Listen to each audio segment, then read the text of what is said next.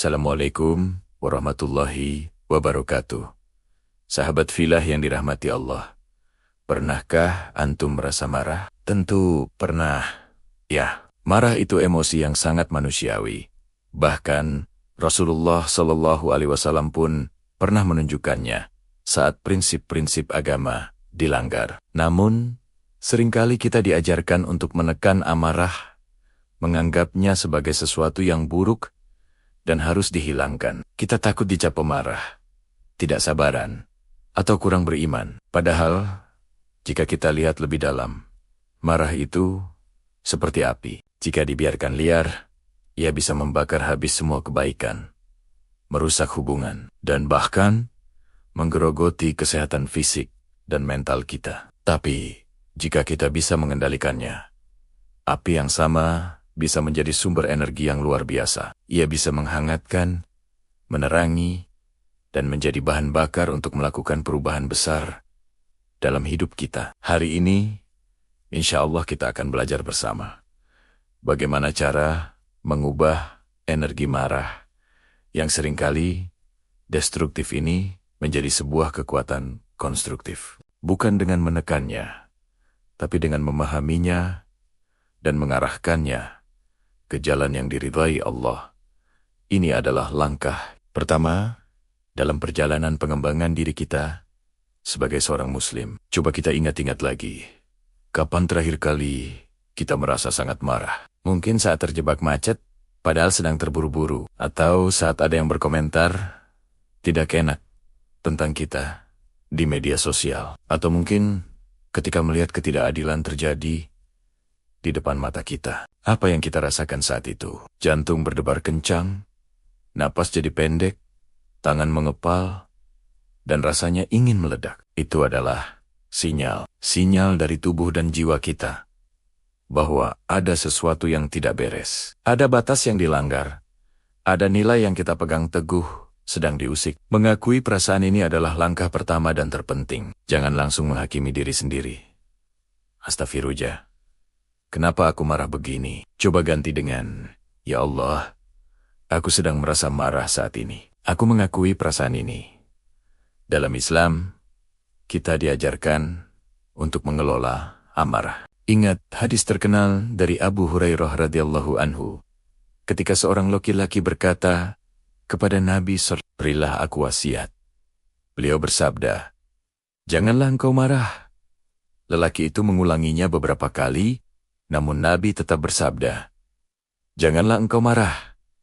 Hatar, Bukhari. Ini bukan berarti kita dilarang merasakan marah, tapi kita diperintahkan untuk tidak membiarkan amarah mengendalikan kita. Kita diperintahkan untuk tidak menuruti konsekuensi dari amarah itu, seperti berkata kasar, memukul, atau merusak barang. Lalu, bagaimana caranya? Langkah pertama setelah mengakuinya adalah mengambil jeda. Rasulullah memberikan kita tuntunan yang sangat praktis dan indah. Jika sedang marah dalam keadaan berdiri, maka duduklah. Jika belum reda juga, maka berbaringlah. Mengubah posisi tubuh ini secara fisik, membantu menurunkan tensi, dan memberikan kita waktu untuk berpikir sebelum bertindak. Langkah praktis lainnya yang diajarkan adalah berwudu. Api amarah itu datangnya dari setan. Dan setan diciptakan dari api, dan tidak ada yang bisa memadamkan api lebih baik daripada air. Saat air wudhu yang sejuk membasahi wajah, tangan, dan kaki kita, ia tidak hanya membersihkan secara fisik, tapi juga mendinginkan hati yang panas dan pikiran yang kalut. Ini adalah momen mindfulness yang diajarkan oleh agama kita sejak 1400 tahun yang lalu. Subhanallah. Sambil berwudu, atau setelahnya, ucapkanlah ta'awudz, a'udzu billahi minasi, syaitanir rajim.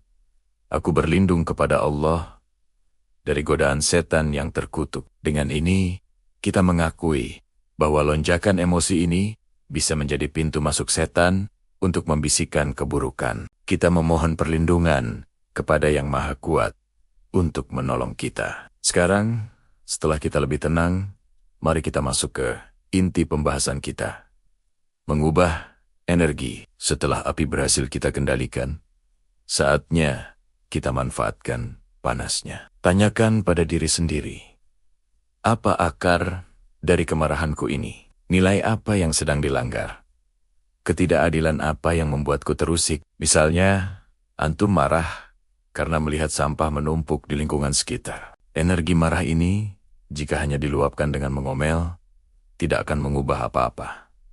Tapi, bagaimana jika energi itu kita ubah? Rasa geram karena lingkungan kotor itu kita salurkan untuk mengorganisir kerja bakti bersama tetangga. Kita gunakan untuk membuat poster edukasi tentang kebersihan. Kita manfaatkan untuk menghubungi pihak terkait. Kemarahan yang tadinya negatif berubah menjadi aksi positif yang bermanfaat bagi banyak orang. Contoh lain, mungkin antum marah karena merasa diremehkan di tempat kerja. Ide-ide antum tidak didengar. Daripada menyimpan dendam dan menjadi pasif-agresif, gunakan energi itu. Jadikan kemarahan itu bahan bakar untuk membuktikan kemampuan antum. Belajar lebih giat, tingkatkan skill, kerjakan tugas dengan hasil yang melampaui ekspektasi. Ubah rasa frustrasi menjadi motivasi untuk menjadi versi terbaik dari diri antum.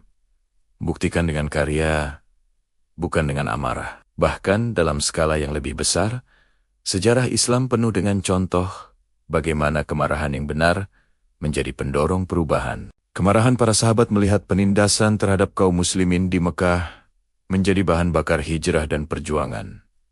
Kemarahan atas kezaliman menjadi motivasi untuk menegakkan keadilan. Ini bukan amarah buta, tapi amarah yang berlandaskan iman dan diarahkan untuk tujuan yang lebih tinggi. Jadi, kuncinya adalah refleksi. Setelah badai emosi mereda, duduklah dengan tenang dan ajak diri sendiri berdialog. Wahai diri, apa pesan yang ingin disampaikan oleh rasa marah ini? Mungkin pesannya adalah kita perlu menetapkan batasan yang lebih sehat dengan orang lain.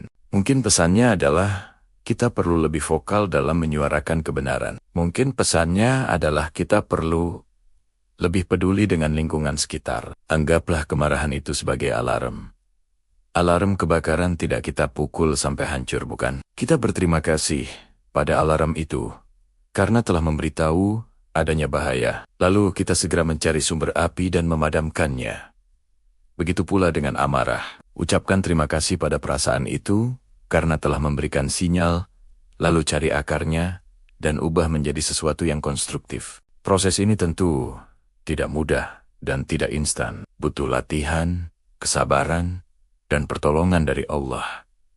Jadikan doa sebagai senjata utama. Mintalah kepada Allah agar diberi kesabaran dan kemampuan untuk mengendalikan diri. Rabbana afrai, alaina, sabran, watsabit, akuda amana, ya Tuhan, kami limpahkanlah kesabaran kepada kami, dan kokohkanlah pendirian kami. Setiap kali antum berhasil mengendalikan amarah, itu adalah sebuah kemenangan. Sebuah kemenangan atas hawa nafsu dan bisikan setan. Dan Allah menjanjikan pahala yang besar bagi orang-orang yang mampu menahan amarahnya. Sebagaimana dalam Firmonea di surat Ali Imran ayat 134. Ciri orang bertakwa adalah wal kaziminal gaiza wal afina aninnas wallahu yuhibbil musinin, yaitu orang-orang yang menahan amarahnya dan memaafkan kesalahan orang.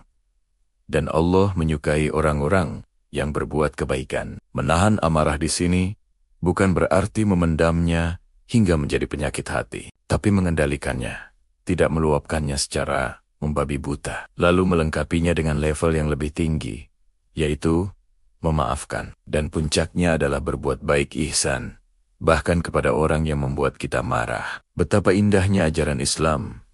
Jadi, sahabat filah, mari kita ubah cara pandang kita terhadap amarah. Mulai hari ini, saat rasa marah itu datang, jangan takut. Sambut ia sebagai tamu yang membawa pesan. Tenangkan diri dengan tuntunan Rasulullah.